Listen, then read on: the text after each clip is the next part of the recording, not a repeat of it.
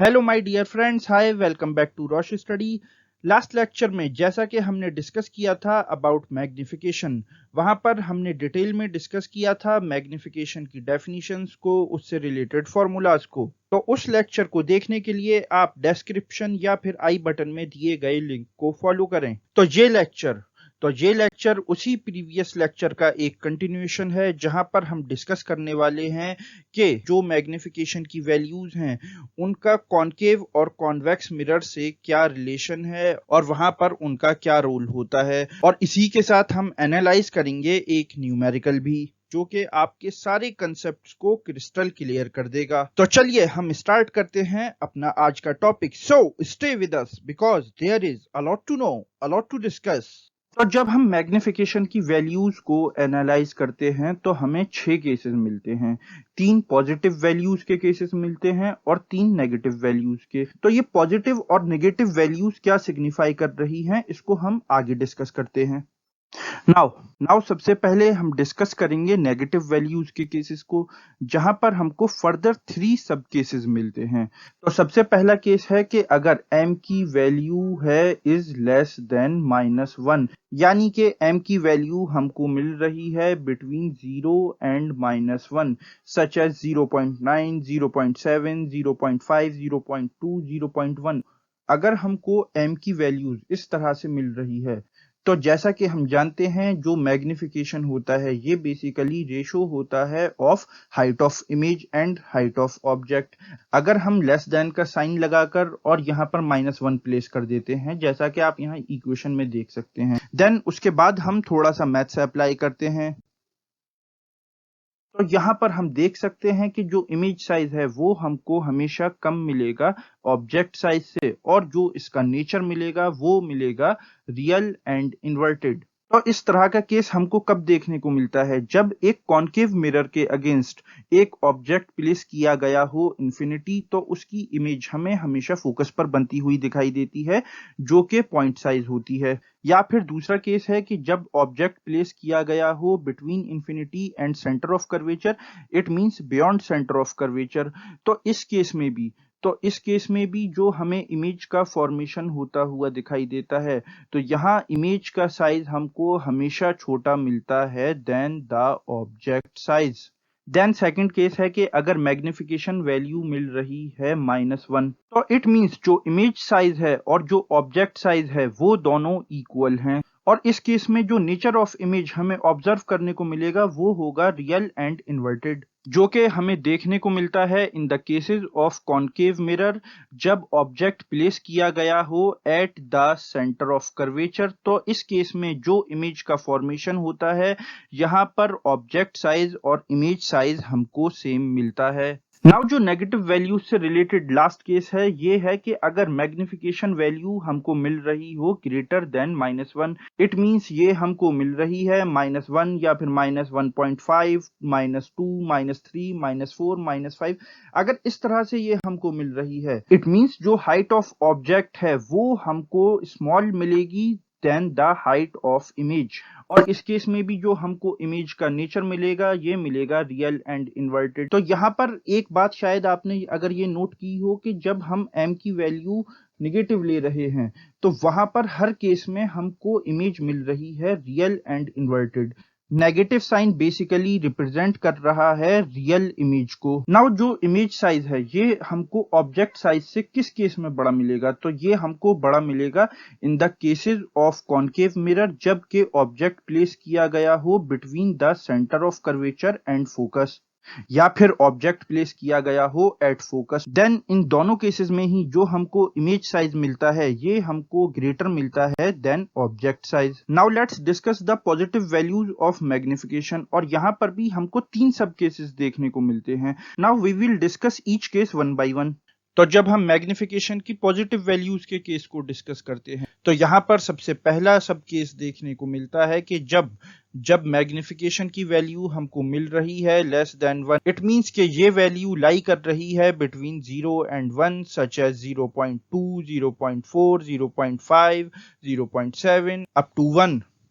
Then इस case में जो हमें इमेज साइज देखने को मिलता है विद रेस्पेक्ट टू ऑब्जेक्ट, ये मिलता है lesser than the object size. But यहाँ पर जो इमेज फॉर्म होती हुई हमको दिखती है ये होती है वर्चुअल एंड इरेक्ट, और ये हमको देखने को मिलता है in the cases of convex mirror. जब कॉन्वेक्स मिरर के केसेस में हम ऑब्जेक्ट को प्लेस करते हैं एट इंफिनिटी, तो वहां पर जो इमेज फॉर्म होती है वो हमेशा हमको मिलती है पॉइंट साइज, यानी कि बहुत ही small with respect to object size. Then second case जहां पर हमको इमेज साइज ऑब्जेक्ट साइज से कम मिलता है, ये है इन द केस जहां पर ऑब्जेक्ट प्लेस किया गया हो between the infinity and the pole of the convex mirror. Then positive values का सेकंड केस है कि जब मैग्निफिकेशन वैल्यू है इक्वल टू 1, इट मीन्स यहाँ पर जो हाइट ऑफ ऑब्जेक्ट है वो हमको इक्वल मिलेगी हाइट ऑफ इमेज, और यहाँ पर भी जो नेचर ऑफ इमेज होगा वो होगा वर्चुअल एंड इरेक्ट, जो कि हमको मिलेगा in the cases of convex mirror जब ऑब्जेक्ट प्लेस किया गया हो on the pole of the mirror. तो इस केस में जो इमेज फॉर्मेशन होगा वहां पर इमेज साइज और ऑब्जेक्ट साइज दोनों ही हमको इक्वल मिलते हैं।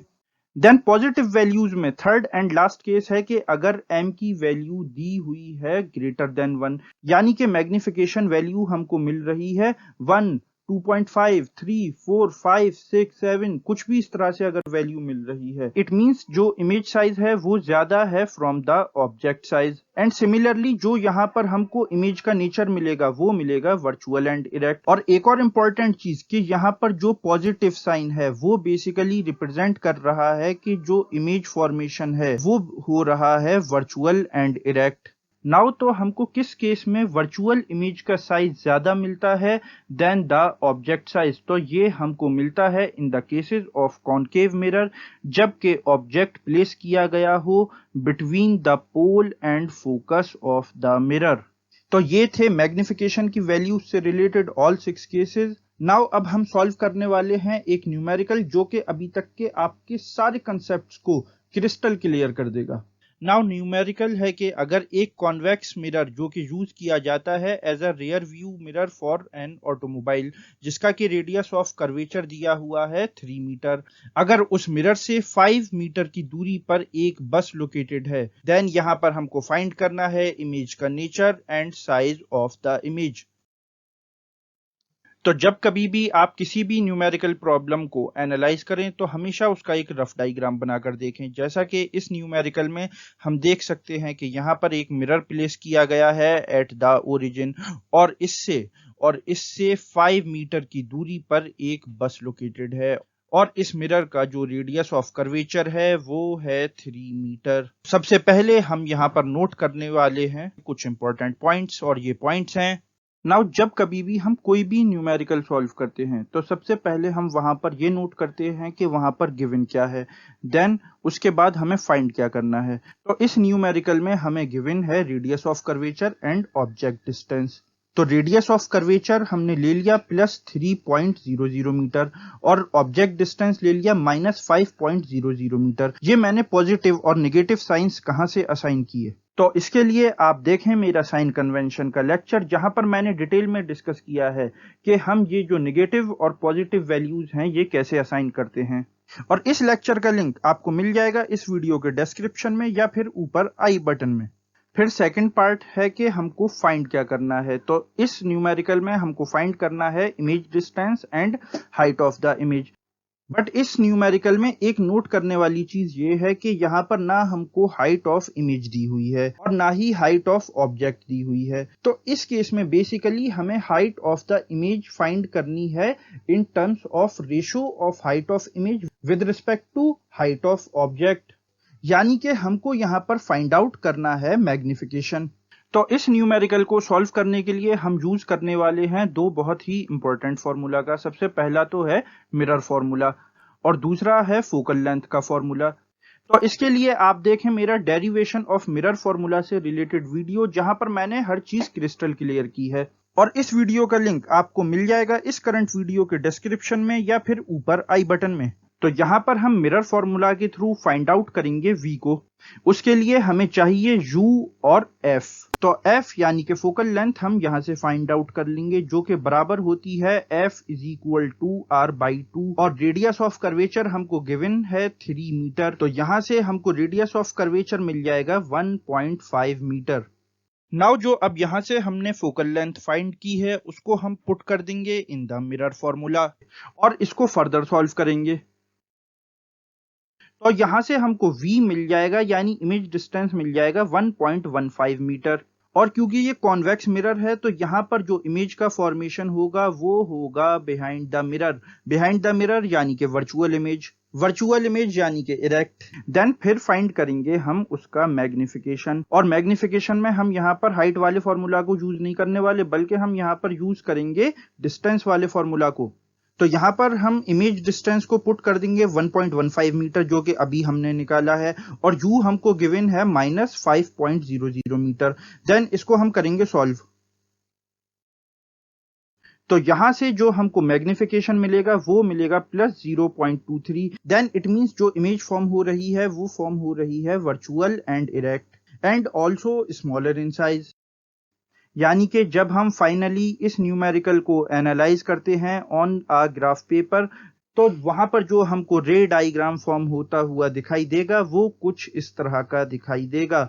तो इस न्यूमेरिकल के फुल सॉल्यूशन के साथ ये लेक्चर आपका यहीं कंप्लीट होता है। तो मैं आशा करता हूं आपके काफी कंसेप्ट्स क्लियर हो गए होंगे about the spherical mirrors. So before signing off एक इंपॉर्टेंट अनाउंसमेंट।